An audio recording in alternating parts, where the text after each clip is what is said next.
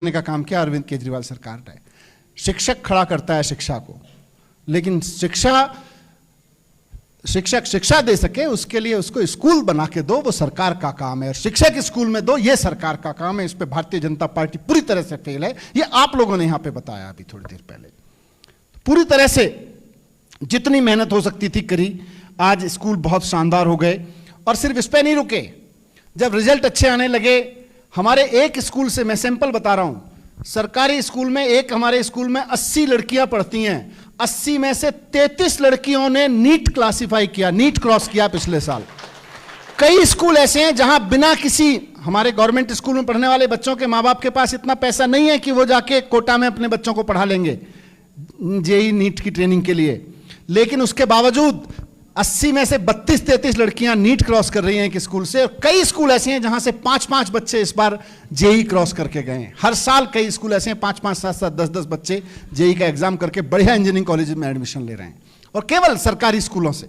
ये बड़ी चीज हुई। और सिर्फ यही नहीं रुके, जब रिजल्ट अच्छे आने लगे, स्कूल शानदार हो गए, वातावरण अच्छा हो गया, तो अरविंद केजरीवाल जी ने मुझे कहा, यार हमको ना अपने बच्चों को अच्छा इंसान भी तो बनाना है, ताकि वो अपने माँ बाप से लेके देश की इज्जत करें, समाज की इज्जत करें, बड़ों की इज्जत करें, एक अच्छा नागरिक बन के रहें, खुश रहें, दुखी ना रहें, तनाव में ना रहें, फ्रस्ट्रेशन में ना जिएं। इसके लिए फिर वहां पे हैप्पीनेस कैरिकुलम शुरू किया गया, एंटरप्रेन्योरशिप कैरिकुलम शुरू किया गया, देशभक्ति पाठ्यक्रम शुरू किया गया।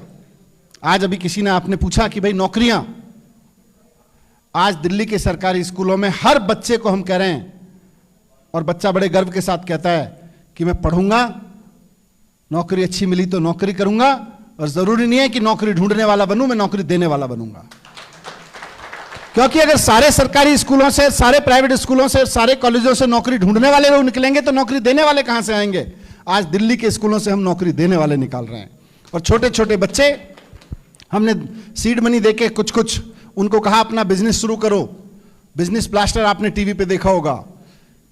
गरीब से गरीब परिवारों के आने वाले बच्चों को सरकार ने सहयोग दिया, थोड़ी सी ट्रेनिंग दी, थोड़ी सी सीड मनी दी। 10-10 हजार रुपए 4-4, 5-5 बच्चों ने सरकार से लेके खर्च किए, और आज 2-2, 3-3 लाख रुपए कमाना शुरू कर दिया उन्होंने आराम से। और ऐसे ऐसे आइडियाज लेके आए, मैं आपको शेयर करता हूं, क्योंकि बच्चों, गरीब का हो या अमीर का, बच्चे में आइडियाज की कमी नहीं रहती है। उसको बस पैट करने वाली और उसको समर्थन देने वाली सरकार चाहिए। एक लड़के ने आके हमको कहा, सर मैं ना ये चाहता हूं कि ये जो स्टेयर्स पे चढ़ते हैं ना, सीढ़ियों पे, इससे आदमी जब पैर रखता है तो प्रेशर क्रिएट होता है। इस प्रेशर को कल्टीवेट करके, इस प्रेशर को टेम करके मैं उसको एनर्जी में, बिजली में कन्वर्ट करना चाह रहा हूं। सोचो बच्चा क्या सोच रहा है। हमने उसको एक बहुत बड़ी कंपनी से मिलवाया। अभी यहां कमर्शियलाइजेशन की बात हो जाएगी, मैं इसलिए नाम नहीं ले रहा, लेकिन आज वो बच्चा हमारे सरकारी स्कूल में, झुग्गी में रहने वाला बच्चा, मुंबई की एक बहुत बड़ी कंपनी के बोर्ड ऑफ डायरेक्टरेट के सामने अपने आइडिया को लेकर प्रेजेंटेशन दे रहा है। झुग्गी में रहने वाला बच्चा। तो ये खड़ा करना पड़ेगा, उसके बिना हो नहीं सकता। हम जितनी बातें कर लें, जितना वो कर लें, अगर भविष्य कहीं है तो स्कूलों में है, उसके अलावा कहीं नहीं है। समाज का, देश का, परिवार का भविष्य अगर कहीं से समझ सकता है तो स्कूलों से सुधर सकता है, कहीं और नहीं हो सकता। हिमाचल में बदहाल है स्थिति, और इसके लिए सीधे सीधे यहां की राजनीतिक पार्टियां जिम्मेदार हैं। और मैं बाकी पुरानी बात नहीं करता, किसने क्या किया। पिछले 5 साल से जो सरकार है, मैं उस पर लानत भेजता हूं कि उसने हिमाचल की एजुकेशन के लिए कुछ नहीं किया, यहां पे उसको बर्बाद करने के लिए। मैं अभी डेटा देख रहा था, आप लोग मुझे बता रहे थे, कुछ और लोगों ने भी दिया, कि हिमाचल में भारतीय जनता, क्योंकि पत्रकार हैं कई, यहाँ पे लाइव भी जा रहा है, लाइव जा रहा है ना सर? हाँ, लाइव भी जा रहा है, देख रहे होंगे। बीजेपी के कार्यकर्ता भी बैठे होंगे। मैं बीजेपी के कार्यकर्ताओं को भी कहना चाहता हूं जो इस प्रोग्राम को देख रहे हैं, कि सोचिए, अपने बच्चों के शक्ल की तरफ देखिए, अपने परिवार में अपने बच्चों का चेहरा देखिए, और सोचिए आपकी भारतीय जनता पार्टी ने आपको क्या दिया है। मैं बताता हूं बीजेपी वालों कि आपकी बीजेपी ने आपके बच्चों को क्या दिया है। भारतीय जनता पार्टी ने सैकड़ों स्कूल पिछले 5 साल में हिमाचल प्रदेश में बंद कर दिए हैं, यह दिया है। भारतीय जनता पार्टी ने सरकारी स्कूलों की हालत इतनी बदहाल कर दी है कि 2015 में यहां पे 10 लाख बच्चे सरकारी स्कूलों में पढ़ते थे, और आज हिमाचल प्रदेश के सरकारी स्कूलों में 8 लाख बच्चे पढ़ रहे हैं, और वो भी दूर दराज के ऐसे इस इलाकों में पढ़ रहे हैं। आपने खुद बताया बहुत कम होते चले जा रहे हैं। तो 2 लाख बच्चे, एक तरफ दिल्ली है, जहां पे सरकारी स्कूलों में प्राइवेट स्कूल से, बड़े बड़े प्राइवेट स्कूलों से छोड़कर 4 लाख बच्चे सरकारी स्कूलों में आ गए और यहां 2 लाख बच्चे पिछले कुछ साल में निकल के चले गए। यह दिया है भारतीय जनता पार्टी ने हिमाचल प्रदेश के लोगों को, हिमाचल प्रदेश की जनता को, हिमाचल प्रदेश के पेरेंट्स को। 2000 स्कूल ऐसे हैं जहां पे केवल 1 टीचर है। 6500 स्कूल ऐसे हैं जहां पे केवल 2 टीचर हैं। आपने अभी जिक्र किया 5-5 क्लासेस हैं, 1 2 3 4 5, अगर नर्सरी केजी नहीं है तब भी 5-5 क्लासेस को 1 टीचर 2 टीचर पढ़ाएंगे या उनके भविष्य को बर्बाद करेंगे। Heads of to those teachers जो इन परिस्थितियों में भी कह रहे हैं कि आओ जी हम स्कूल चला रहे हैं, हम हिम्मत कर रहे हैं।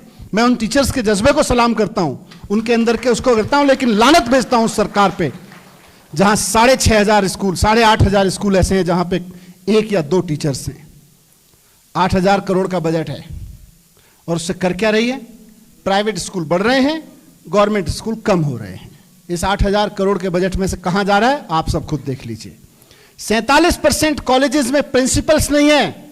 और मैं दिल्ली में बैठ के जब घर में अखबार खोलता हूं तो देखता हूं कि मेरे दिल्ली में आने वाले अखबार के फ्रंट पेज पे हिमाचल प्रदेश के मुख्यमंत्री एक प्राइवेट कॉलेज का इस्तेहार में फोटो देते हुए नजर आते हैं। उनके अपने कॉलेजेस में प्रिंसिपल नहीं है 47% कॉलेजेस में।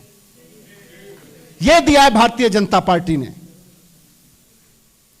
सीएम साहब की अपनी कॉन्स्टिट्यूंसी का आपने हाल बताया, वहां पे किस तरह से प्रॉब्लम हो रही है। गांव-गांव में छोटे छोटे जगह पे भी अब प्राइवेट स्कूल खोल रहे हैं और 1000-1000 2-2 हजार रुपए की फीस मजबूरी में लोगों को देनी पड़ रही है।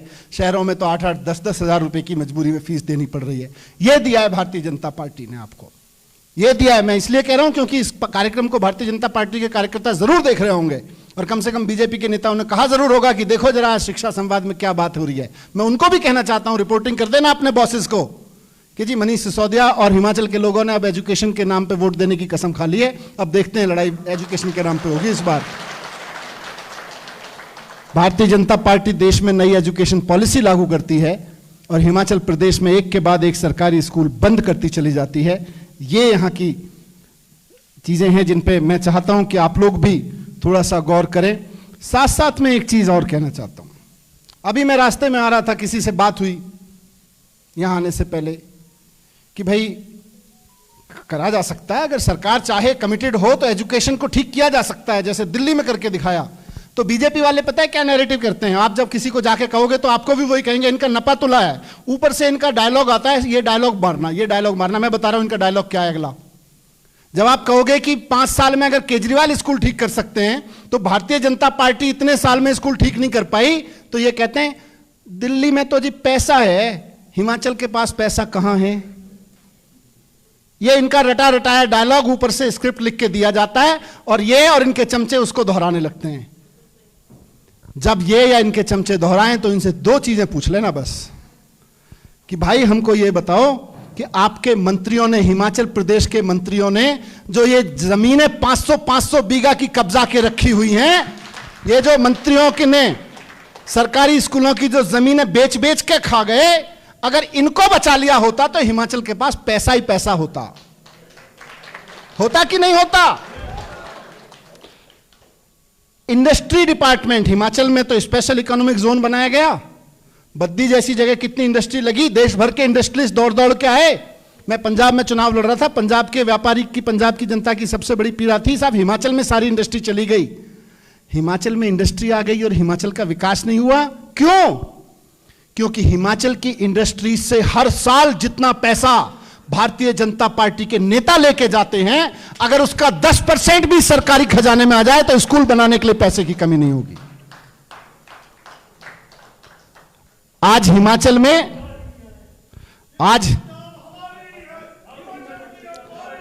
में आप सब जानते हैं और पत्रकार मित्र भी जानते हैं, एक नेता ने अभी अपने बच्चे की शादी की।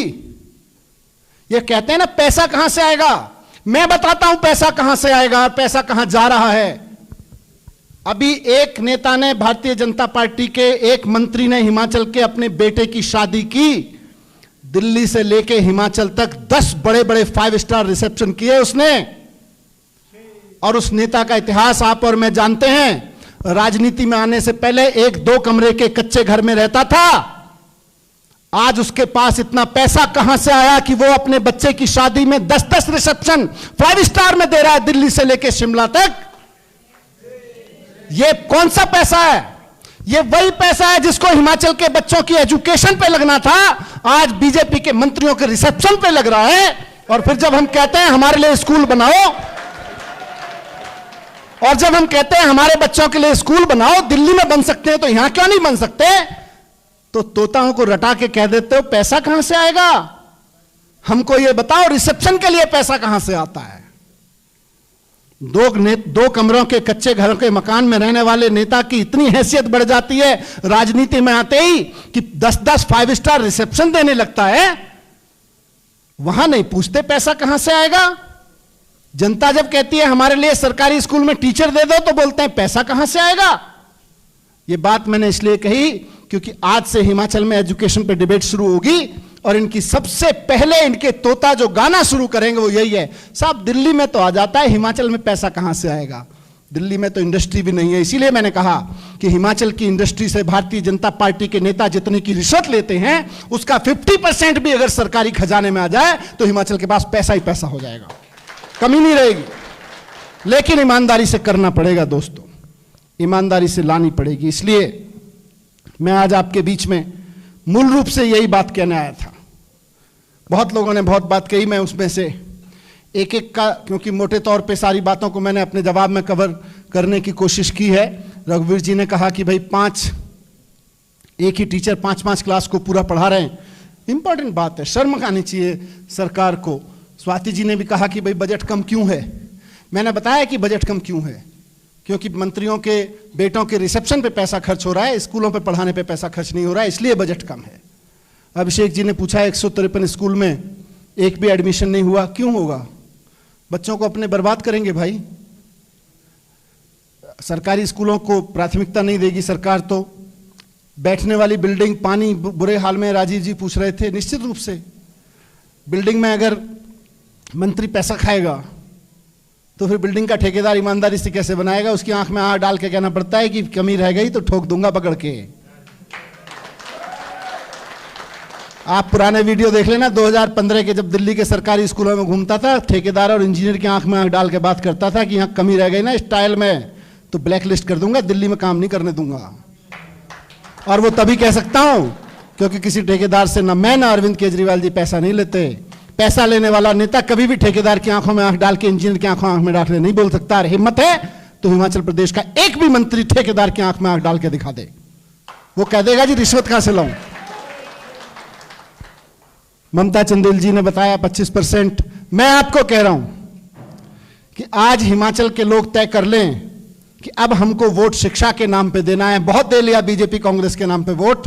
आप देखिएगा 5 साल के अंदर अंदर हिमाचल के एक स्कूल की तस्वीर बदल के प्राइवेट स्कूल जैसी ना हो जाए तो कहना, केवल 5 साल।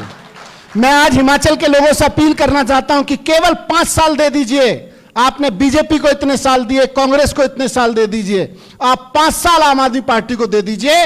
5 साल के अंदर अंदर हिमाचल के गांव गांव तक के सरकारी की स्कूलों की तस्वीर प्राइवेट स्कूलों से बेहतर ना हो तो अगली बार वोट मत देना।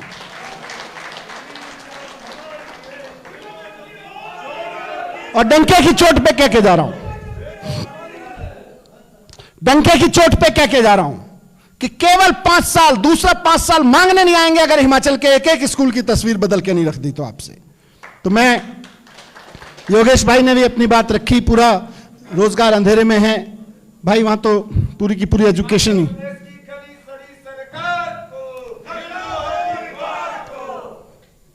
अधिवक्ता रजनीश जी बता रहे थे सरकारी स्कूल की जमीन, उसको मैं, रजनीश जी मैं आऊंगा आपके यहाँ, स्कूल देखने चलूंगा। वो इसको मुद्दा बनाना पड़ेगा और हिमाचल प्रदेश के हर आदमी की जिम्मेदारी है कि इसको मुद्दा बनाए। कैसे? एक मुख्यमंत्री ने अपने विधायक के रिश्तेदारों को स्कूल की जमीन बेच दी और उसमें ठेके में धांधली की है। हाई कोर्ट के ऑर्डर के बावजूद ये लोग ये कर रहे हैं। तो ये सारी चीजें आप लोगों ने रखी। मैं आपको बहुत बहुत धन्यवाद देता हूं कि इस देश के इतिहास में एजुकेशन पे संवाद चुनाव से पहले की प्राथमिकता आपने दी और उस सब में इतनी बड़ी संख्या में यहां पे आए और इतनी संजीदगी से इन मुद्दों पे बात की।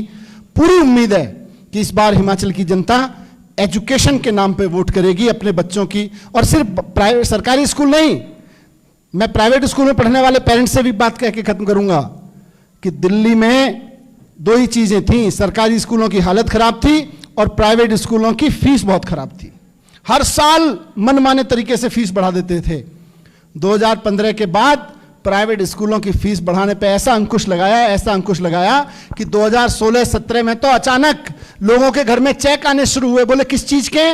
बोले जी 11-12 में इलीगल फीस बढ़ा दी थी, वो वापस कर रहे हैं। हजारों लाखों पेरेंट्स के घर दिल्ली में 2011-12-13 में बढ़ाई गई इलीगल फीस प्राइवेट स्कूलों से वापस करवाई और फिर उनको इलीगल तरीके से पैसा नहीं बढ़ाने दिया। आज 7 साल हो गए। कहीं कहीं कोई स्कूल जब रोने लगता है जी बिल्कुल पैसा टीचर्स की तनख्वाह के लिए नहीं है, तो उसका सारा खाता खंगाल लेते हैं। ये जो तुमने दूसरे स्कूल खोले, ये जो अपने ट्रस्ट के नाम पे कर लिया, ये जो बीवी बच्चों के नाम पे कर लिया, इसको सबको हिसाब में लाओ। फिर भी पैसा चाहिए, फिर फीस बढ़ाओ, उससे पहले फीस नहीं बढ़ाने देंगे। तो यही हिमाचल में भी लागू होगा। बहुत बहुत धन्यवाद। जय हिंद, जय भारत, भारत माता की। अरे